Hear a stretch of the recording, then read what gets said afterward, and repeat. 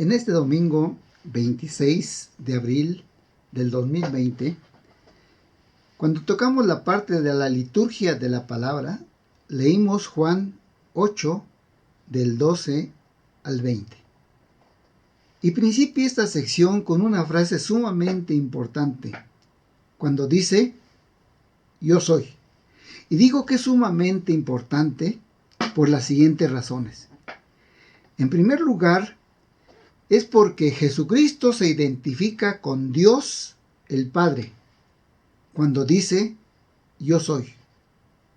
Ciertamente porque cuando Dios envió a Moisés que fuera a sacar a su pueblo de la cautividad de Egipto, preguntaba a Moisés, cuando la gente me diga, ¿quién te envía?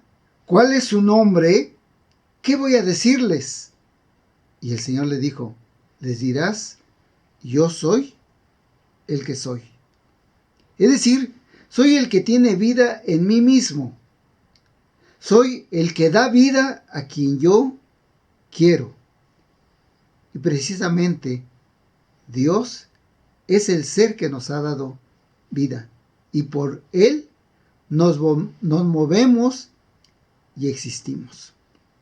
Entonces, si Cristo dijo yo soy, es el mismo Jehová del Antiguo Testamento. En segundo lugar, con solo pronunciar el yo soy, tenía un poder tremendo que ustedes van a recordar. Cuando llegaron Judas y los que iban a tomar preso al Señor, el Señor les preguntó, ¿a quién buscan?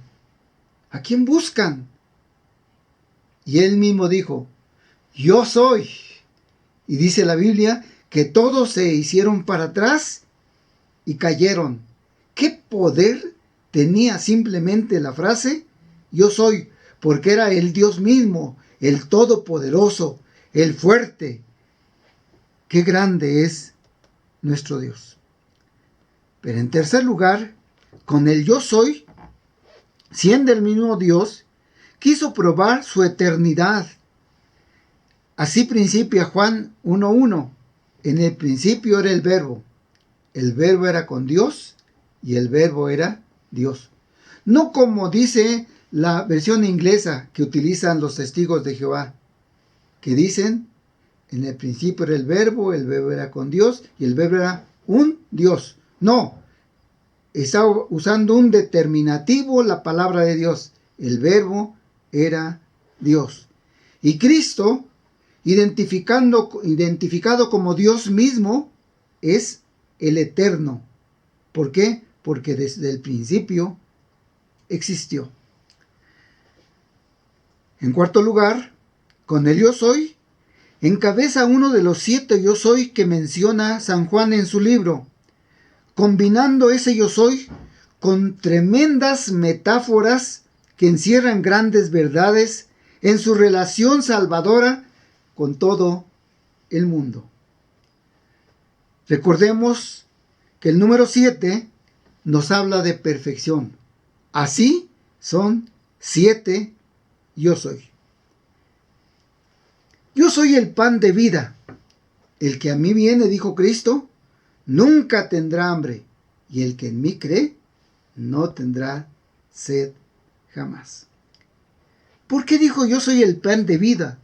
Porque es el sustentador que nutre toda la vida. Si buscamos el pan espiritual, Él también nos va a dar el pan material.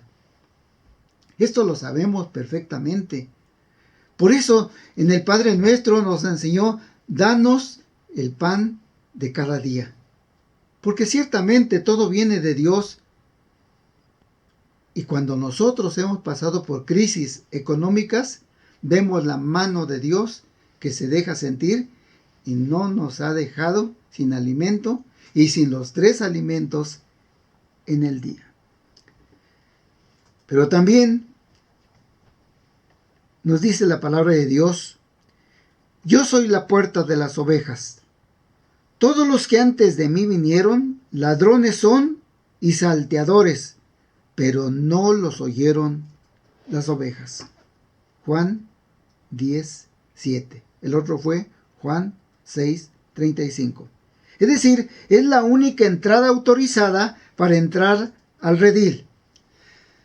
Se dice que en los pueblos del oriente, los pastores son como las puertas que se acuestan a la entrada del redil. Nadie entra, nadie sale, sino es pasando donde está ese pastor. Por eso dice el Señor Jesucristo, utilizando esa figura, esa metáfora: yo soy la puerta. ¿En qué sentido se explica esto?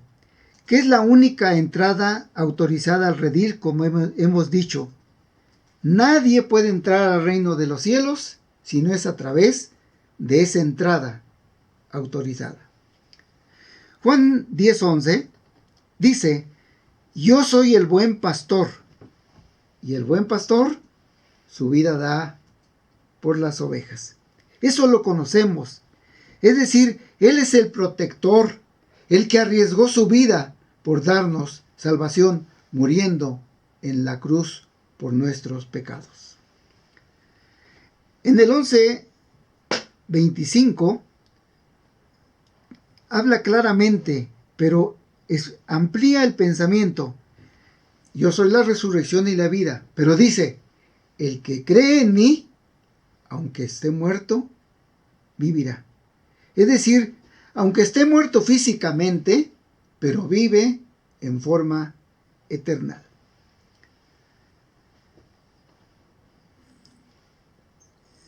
Yo soy la vid verdadera, dice Juan capítulo 15, versículo 1.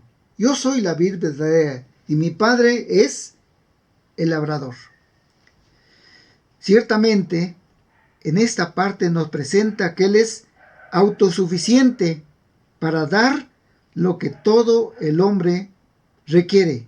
Si es alimento, alimento espiritual, como hemos dicho, y alimento material, también el Señor lo brinda. Pero también el Señor, en el otro yo, dijo, yo soy el camino, yo soy la verdad y yo soy la vida. Nadie viene al Padre sino por mí. Sabemos que se están utilizando artículos, pero son puros determinativos. No dice yo soy un camino, yo soy una verdad, yo soy una vida. No, yo soy el camino, yo soy la verdad, yo soy la vida, porque ciertamente solamente Él es el camino para llegar al cielo. Pero llegamos a la parte que nos corresponde de importancia para nuestra vida y para el mensaje de este día.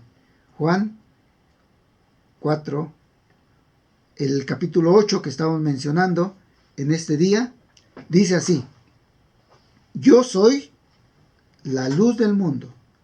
El que me sigue no andará en tinieblas, sino que tendrá la luz de la vida. Es decir, es la fuente que disipa toda oscuridad. Dicho lo anterior, pensemos en Jesús, la luz del mundo, quien dio testimonio de sí mismo. ¿Por qué es la luz del mundo? Principia esta parte con las siguientes palabras. Otra vez Jesús les habló a los que oían, pero no escuchaban lo que Jesús quería enseñarles. Les habló nuevamente de la misma manera como habló en otras ocasiones, y a nosotros nos sigue hablando. Por eso confiemos en este día. Dicen que no hay peor sordo que el que no quiere oír. Y el Señor nos habla domingo tras domingo, día tras día, cuando escuchamos, cuando leemos su palabra. Pero a veces no queremos escuchar. Y nosotros los pastores, todos los predicadores, predicadoras, hermanas misioneras, debemos predicar la palabra, evangelizar a toda la gente. Un pastor decía, Y enseñaba a su iglesia. Ese es el problema, que enseñaba a su iglesia. Nosotros no tenemos por qué salir a repartir folletos.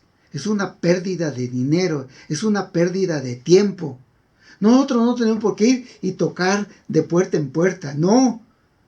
Y decía él, porque sabemos que los elegidos forzosamente van a creer en Cristo. Y entonces algunos hermanos todavía creen eso. Y dicen, pues no hay necesidad de evangelizar. Tiene razón ese pastor, porque a fuerzas van a creer. El problema está en que, como no sabemos quiénes son los elegidos, por eso tenemos que predicar. Y predicar incansablemente. Porque en verdad no sabemos quiénes son los elegidos. Dice San Lucas 2:32, que Jesús fue la luz para revelación de los gentiles. Y nosotros somos los gentiles. A nosotros se nos ha revelado el Señor. Y gracias a Dios, porque a lo suyo vino y los suyos no le recibieron. Pero nosotros lo hemos recibido como nuestro único y suficiente Salvador.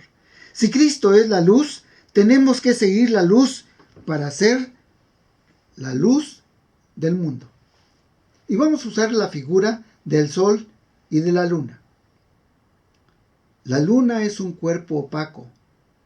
No tiene luz en sí misma.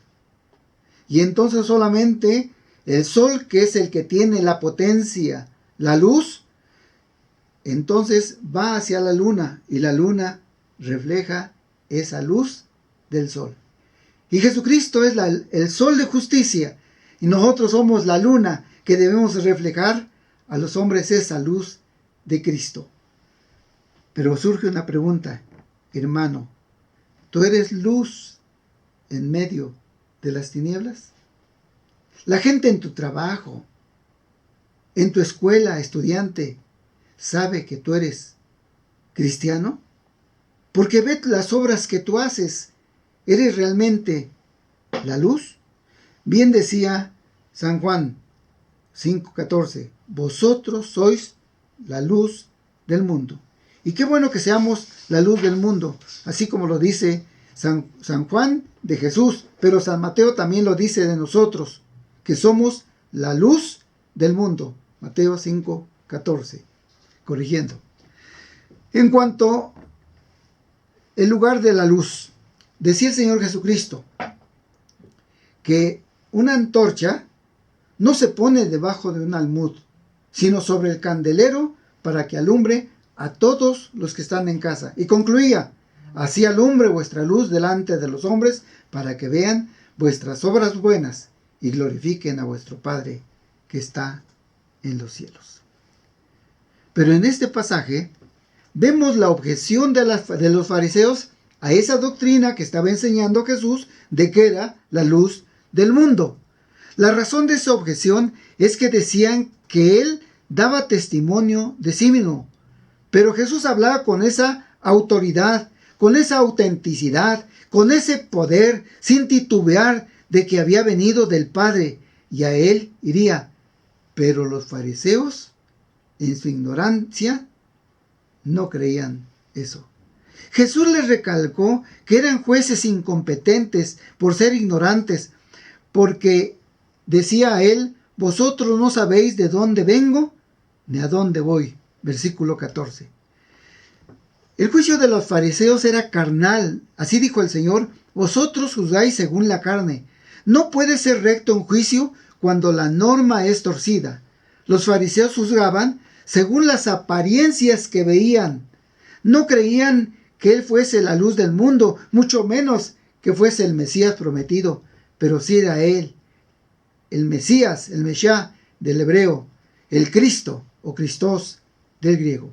Pero el testimonio del Padre revelaba el juicio que Jesús profería de sí mismo, y eran dos los que daban testimonio, por lo cual los remitió Jesús a la ley, según Deuteronomio 19:15, cuando dice, solo por el testimonio de 2 o 3 testigos se mantendrá la acusación. Y es que lo acusaban de que no era la luz del mundo, y él daba testimonio que su padre y él ya formaban dos que daban testimonio.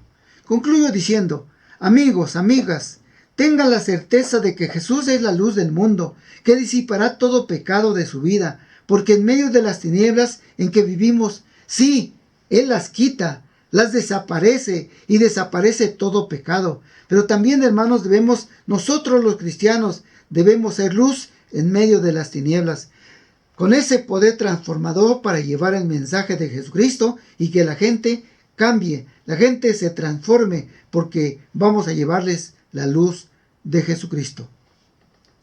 Entonces, amados oyentes, dice el Señor que nosotros también somos la luz.